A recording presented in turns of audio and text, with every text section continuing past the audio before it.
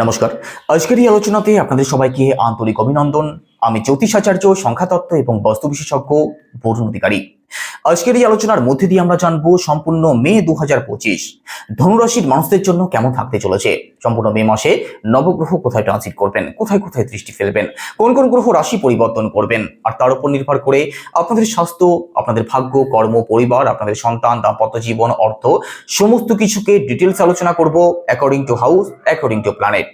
তো চলুন প্রথমেই দেখে নেওয়া যাক একদম মে মাসের শুরুতেই আপনাদের রাশি থেকে নবগ্রহ কোথায় ট্রানজিট করছেন। আপনাদের 4th হাউসে অবস্থান করছেন বুধ, শুক্র, শনি, সাথে রাহু। আপনাদের পঞ্চম ভাবে অবস্থান করছেন সূর্যদেব, ষষ্ঠ ভাবে দেবগুরু বৃহস্পতি। আপনাদের অষ্টম ভাবে অবস্থান করছেন মঙ্গল গ্রহ, আর দশম ভাবে কেতু গ্রহ। সম্পূর্ণ মে মাসের মধ্যে রাহু রাশি পরিবর্তন করবেন, কেতু রাশি পরিবর্তন করবেন, আপনাদের রাশির লর্ড দেবগুরু বৃহস্পতি রাশি পরিবর্তন করবেন। তো সম্পূর্ণ মে মাসটা ধনুরাশির মানুষদের জন্য অতি গুরুত্বপূর্ণ একটি মাস থাকবে, কারণ রাশির লর্ড দেবগুরু বৃহস্পতি দীর্ঘদিন আপনাদের ষষ্ঠ ভাবে অবস্থান করছিলেন, এবার রাশি পরিবর্তন করে সপ্তম ভাবে প্রবেশ করবেন। তো চলুন সমস্ত কিছু ডিটেলসে জেনে নেওয়া যাক। প্রথমেই স্বাস্থ্য দিয়ে শুরু করব। আপনাদের রাশির লর্ড দেবগুরু বৃহস্পতি এতদিন আপনাদের দীর্ঘ 1 বছর ধরে আপনাদের ষষ্ঠ ভাবে শত্রুর ঘরে অবস্থান করছিলেন, এবার রাশি পরিবর্তন করবেন। কবে? 15 মে। 15 মের পরবর্তী সময়ে দেবগুরু রাশি পরিবর্তন করে আপনাদের সপ্তম ভাবে প্রবেশ করবেন। তো স্বাস্থ্য সংক্রান্ত দিক নিয়ে যে প্রবলেম এতদিন ফেস করতে হচ্ছিল, টুকটাক স্বাস্থ্য সংক্রান্ত প্রবলেম লেগেই ছিল, তার থেকে কিন্তু আপনি অবশ্যই বেরিয়ে আসতে পারবেন। আপনাদের মধ্যে এতদিন যে নেগেটিভ চিন্তা ভাবনা কাজ করছিল, তার থেকেও বেরিয়ে আসতে পারবেন। তবে এর মধ্যে আর একটা গুরুত্বপূর্ণ পরিবর্তনও কিন্তু ঘটেছে। সেটা কি? দীর্ঘ 2.5 বছরের জন্য ধনুরাশির মানুষদের উপরে শনির ঢাইয়া প্রভাব শুরু হয়ে গেছে। শনিদেব আপনাদের 4th হাউসে প্রবেশ করেছেন। একটা জিনিস শুধু মাথায় রাখার চেষ্টা করবেন, এই সময় কিন্তু প্রপার্টি সংক্রান্ত যে কোনো দিক থেকে বড় কোনো পরিবর্তন আপনাদের জীবনে আসবে। এই সময়ে যে কোনো কিছু একটু সামলে রাখার চেষ্টা করবেন। এই সময় কিছু হারিয়ে যাওয়ার মতো বিষয়গুলো কিন্তু ঘটতে পারে। তবে স্বাস্থ্য আপনাদের ভালো হতে দেখা যাবে। 15 তারিখের পরবর্তী সময়ে স্বাস্থ্য আপনাদের ভালো থাকবে। স্বাস্থ্য সংক্রান্ত দিক নিয়ে যে প্রবলেম এতদিন ফেস করতে হচ্ছিল, তার থেকে আপনি অবশ্যই বেরিয়ে আসতে পারবেন। এবার পরিবার, 2nd হাউস থেকে পরিবারকে বিচার করা হয়। আপনাদের 2nd হাউসের লর্ডকে, আপনাদের 2nd হাউসের লর্ড শনিদেব, আর শনিদেব আপনাদের 4th হাউসে প্রবেশ করেছেন, সেটা তো প্রথমেই বলেছি। তো দেখুন এখানে 4th হাউসে শনিদেবের অবস্থান যদিও ভালো থাকছে, তবে 18 তারিখের পরবর্তী সময়ে, কারণ 18 তারিখের মধ্যবর্তী সময়ের মধ্যে রাহু এবং শনি একত্রে অবস্থান করবেন। এই সময় কিন্তু পরিবারের মধ্যে যে কোনো বিষয় নিয়ে আনস্যাটিসফ্যাকশন থাকতে পারে, ছোটখাটো বিষয় নিয়ে গন্ডগোল অশান্তির সূত্রপাত হতে পারে। এই সময়ে একটু সিরিয়াস থাকার চেষ্টা করবেন। একই সাথে খরচ কিন্তু এই সময় আপনাদের বাড়তে পারে, কারণ 2nd হাউস থেকে আমাদের ফিনান্স, আমাদের ব্যাংক ব্যালেন্স, এই সমস্ত দিককে বিচার করা হয়। তো ইনকামে আপনাদের প্রবলেম আসতে পারে, খরচ আপনাদের বাড়তে পারে। তো যে কোনো খরচ ভালো করে ভাবনা চিন্তা করে তবেই করবেন। বড় কোনো ইনভেস্টমেন্ট এই সময় না করাটাই আপনাদের জন্য বেটার হবে 18 মের মধ্যবর্তী সময়ের মধ্যে। তার পরবর্তী সময় আপনি অবশ্যই করতে পারেন। 18 মের মধ্যবর্তী সময়ে টাকা ধার দেওয়া অথবা টাকা ধার নেওয়া সংক্রান্ত যে কোনো সিদ্ধান্ত অবশ্যই ভাবনা চিন্তা করে তবে নেবেন। আপনাদের 3rd হাউসের লর্ডও শনিদেব, আর শনিদেব আপনাদের 4th হাউসে অবস্থান করছেন। দেখুন 18 তারিখের আগে পর্যন্ত যে কোনো দিক থেকে সিরিয়াস কিন্তু আপনাদের থাকতেই হবে। এই সময়ের মধ্যে আপনাদের মধ্যে লেজিনেস থাকবে। এই সময়ের মধ্যে আপনাদের মধ্যে সাহস, আত্মবিশ্বাসের অভাব থাকবে। কি করব কি করব না, এটা এই সিদ্ধান্তে আসতে কিন্তু আপনাদের প্রবলেম হবে। ছোট ভাই বোন, কাছের আত্মীয় স্বজন, এদের সাথে কিন্তু যে কোনো বিষয় নিয়ে দ্বন্দ্ব বিবাদ তৈরি হতে পারে। যারা অনলাইন কাজ করেন, এই সময়টা আপনাদের জন্যও একটু চ্যালেঞ্জিং থাকবে। তবে 18 তারিখের পরবর্তী সময়টা আপনাদের জন্য ভালো থাকবে।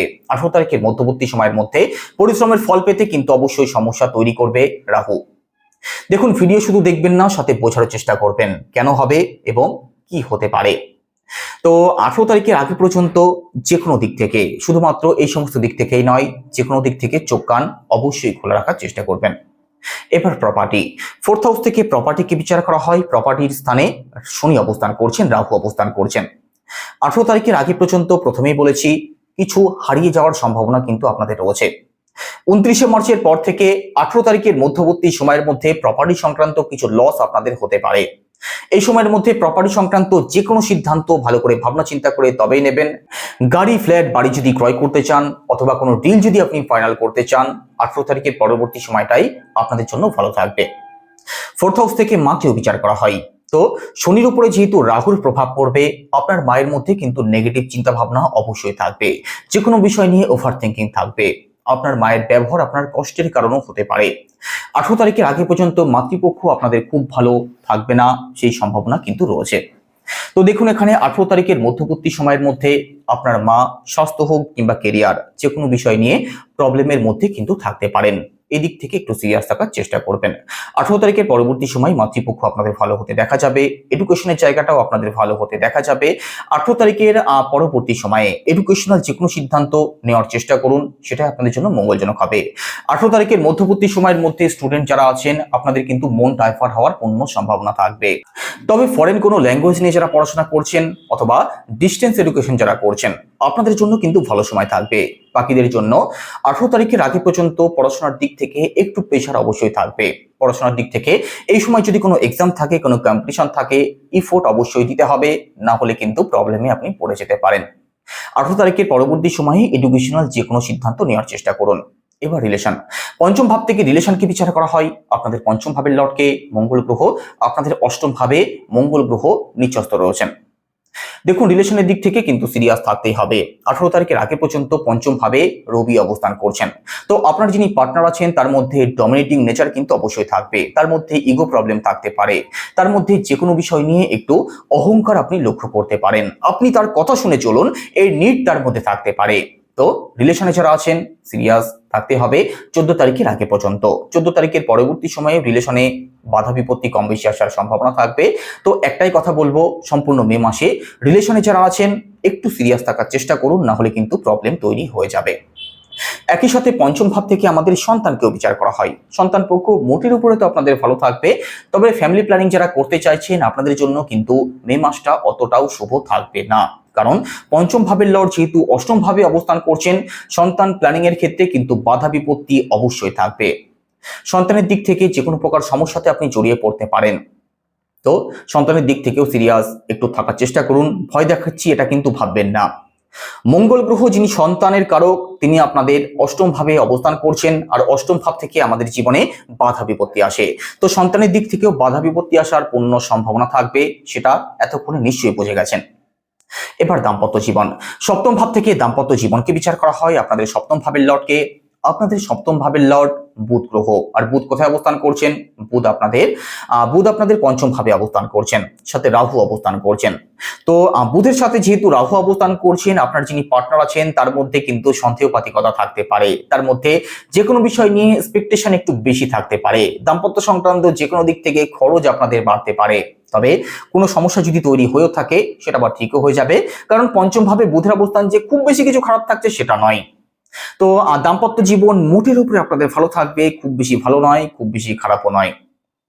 এবার ভাগ্য, নবম ভাব থেকে ভাগ্যকে বিচার করা হয়। আপনাদের নবম ভাবের লর্ডকে, আপনাদের নবম ভাবের লর্ড ও বুধ গ্রহ, আর বুধ আপনাদের পঞ্চম ভাবে অবস্থান করছেন, সাথে রাহু অবস্থান করছেন। দেখুন, এখানে 18 তারিখের আগে পর্যন্ত রাহু যতক্ষণ না রাশি পরিবর্তন করছেন ততক্ষণ বড় কোনো সিদ্ধান্ত নিতে যাবেন না, বড় কোনো ইনভেস্টমেন্ট করতে যাবেন না, না হলে কিন্তু আপনি প্রবলেমে পড়ে যেতে পারেন। রাহু আপনাদেরকে ভুল পথে চালনা করতে পারে। এই সময়ের মধ্যে 18 তারিখের পরবর্তী সময়ে কোনো কাজের শুভারম্ভ যদি করতে চান, কোনো ব্যবসা যদি শুরু করতে চান, আপনি অবশ্যই করতে পারেন। 18 তারিখের পরবর্তী সময়টা আপনাদের জন্য ভালো থাকবে, তার আগের সময়টা কিন্তু ভালো থাকবে না। তবে 18 তারিখের মধ্যবর্তী সময়ের মধ্যে ঘর পরিবারে কোনো শুভ কার্য, কোনো মাঙ্গলিক অনুষ্ঠান যদি করতে চান তার জন্য ভালো সময় থাকবে। 18 তারিখের আগে পর্যন্ত পিতৃপক্ষের দিক থেকে প্রবলেম তৈরি হতে পারে, তবে লং ট্রাভেল, স্পিরিচুয়াল ট্রাভেল হওয়ার জন্য ভালো সময় থাকবে। উচ্চশিক্ষার জায়গাটাও আপনাদের খুব ভালো থাকবে, বিশেষ করে যারা বিদেশের থেকে পড়াশোনা করছেন আপনাদের জন্য আরো বেশি ভালো সময় থাকবে।